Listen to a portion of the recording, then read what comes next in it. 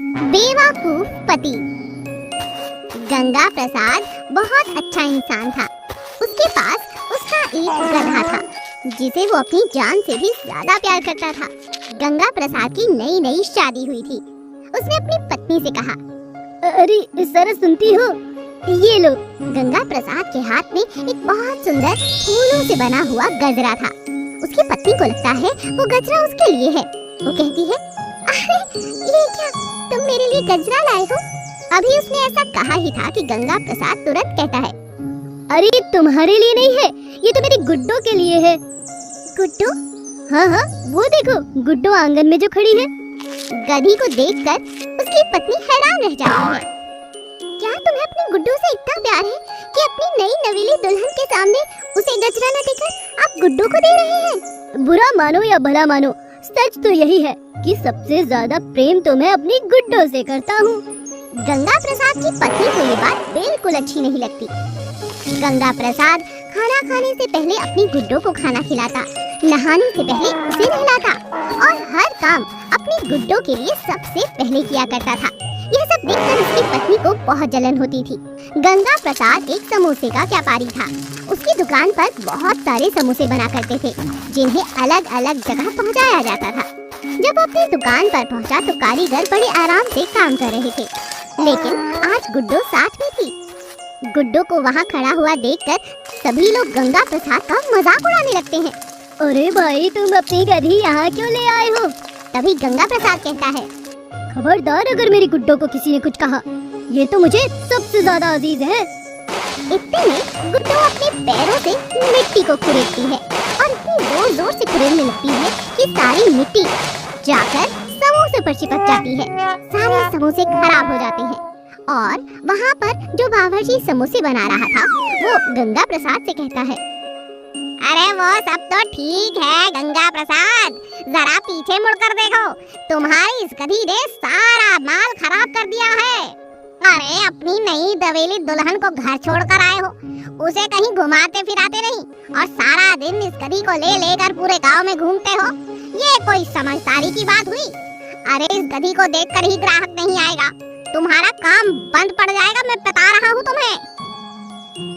गंगा प्रसाद को अपनी गलती का एहसास होता है और वो कहता है, वो सब तो ठीक है, लेकिन मैं अपनी गुड्डो से बहुत प्यार करता हूँ यार। अरे तो ठीक है ना, आप उसे इतना चाहते हैं, घर पर चाहिए, लेकिन उसे ले लेकर इस तरह घूमना अच्छी बात नहीं है। मैं आपको बता रहा हूँ, जानवर और इंसान में एक अंतर होता है, वो आप समझ जाइए, नहीं तो बहुत बुरे फंसेंगे लाला जी। गंगा प्रसाद अपनी गलती समझ जाता है और अपनी गुड्डो को घर छोड़कर दुकान वापस आ जाता है और अपना पूरा ध्यान अपने काम पर लगाता है। एक दिन जंगल में चालाक लोमड़ी अपने भोजन की तलाश में निकलती है। उसे एक जगह पर एक बहुत ही सुंदर अंगूर की बेल नजर आती है जिस पर तरह तरह के खूबसूरत अंगूर लगे हुए थे। उन गुच्छों को लटकता हुआ देखकर लोमड़ी के मुंह में पानी आ जाता है।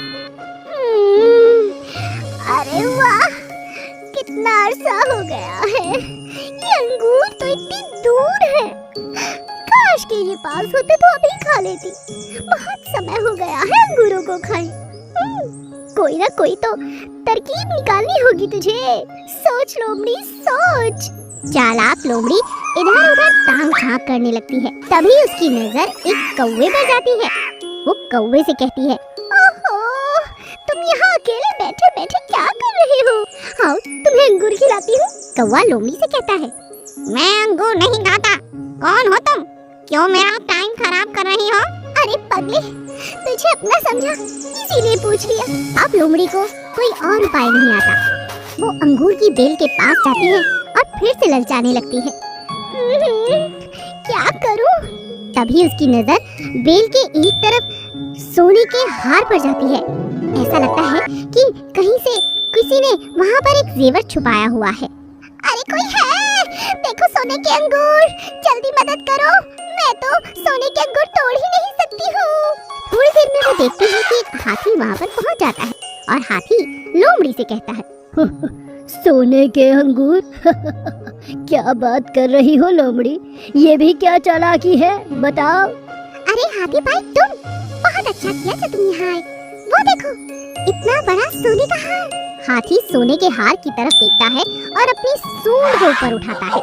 तभी लोमड़ी उससे कहती है, जरा खींच के उतारो, हो सकता है खजाना छुपा हुआ हो। हाथी वैसा ही करता है। वो हार को इतनी जोर से खींचता है कि पूरी बेल के अंगूर टूटकर नीचे गिर जाते हैं और हार हाथी की सूंड में आ जाता है। लोमड़ी झटपट अंगूरों को खाने लगती है और हाथी उसे देखकर कहता है, मैं तो जानता था ये तुम्हारी चाल है। अरे नहीं रे, भूख लगी थी सो खा लिए। लेकिन ये क्या सच नहीं कि ये हार तो सोने का है? वो तो है, तो चलो अब ये हार अपनी पत्नी के लिए ले जाओ, वो भी खुश हो जाएगी। पर उसकी गर्दन तो बहुत मोटी है। तो मुझे दे दो, मैं तुम्हारी बहन जैसी तो हूँ। चालाक लोमड़ी अपनी चालाकी से कभी बाज नहीं आती। उसने बहुत सारे अंगूर खा भी लिए, घर के लिए जमा भी कर लिए और सोने का हार हाथी से लेकर अपने घर की तरफ मजे से चल दी। चतुर भाई। राम और श्याम की शादी हो चुकी थी। दोनों भाई एक ही घर में रहते थे, लेकिन आए दिन उनकी पत्नियां आपस में बहुत ज्यादा झगड़ा करती थीं। एक दिन राम की पत्नी ने श्याम की पत्नी से कहा, हाँ, मेरा पति बड़ा है, घर का मुखिया वही है, जो वो कहेगा वही होगा। श्याम की पत्नी ये बात सुन नहीं पाती और उसे जवाब देते हुए कहती है, देखो दीदी, बहुत हुआ, ये इस तरह से रोब मारना बंद करो। हम छोटे हैं तो क्या हुआ, बराबर की कमाई करता है मेरा पति। इस घर पर मेरा भी उतना ही अधिकार है जितना तुम्हारा, समझ गई? और अगर मुझे ज्यादा परेशान किया तो पुलिस बुला लूंगी। इस तरह की लड़ाइयाँ हर रोज होती रहती थी। अब दोनों भाइयों में भी मनमुटाव रहने लगा। तो एक दिन राम सरपंच के पास जाता है और सरपंच से कहता है, सरपंच जी, मेरे घर का माहौल दिन प्रतिदिन बिगड़ता जा रहा है। हम दोनों की पत्नी आपस में खुशी खुशी रहने को तैयार ही नहीं। हम दोनों भाई साथ रहना तो चाहते हैं, मगर आप समझ रहे हैं ना।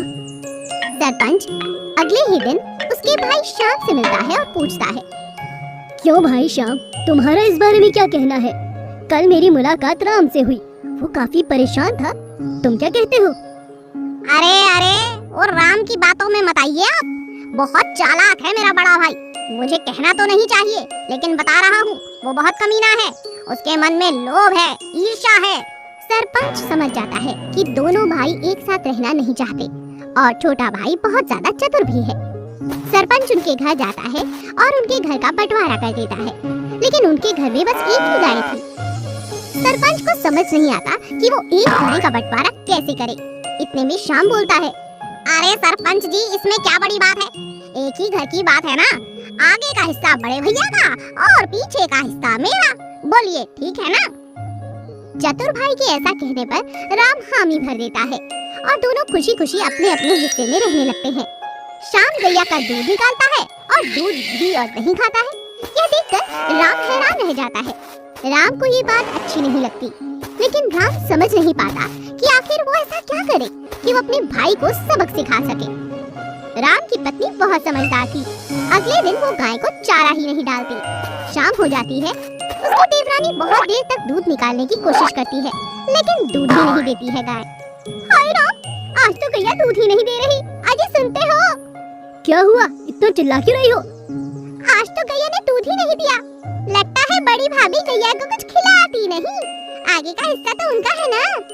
तभी जेठानी बाहर आती है और देवरानी से कहती है, बिल्कुल ठीक कहा तुमने।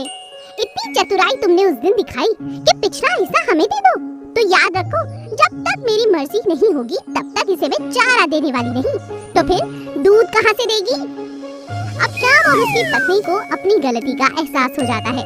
दोनों जेठानी और राम से माफी मांगते हैं और इस तरह प्यार मोहब्बत के साथ एक बार फिर राम और श्याम की पत्नियां गले लग जाती हैं। राम और श्याम भी गले लग जाते हैं और फिर से एक बार सभी परिवार वाले एक साथ रहने लगते हैं।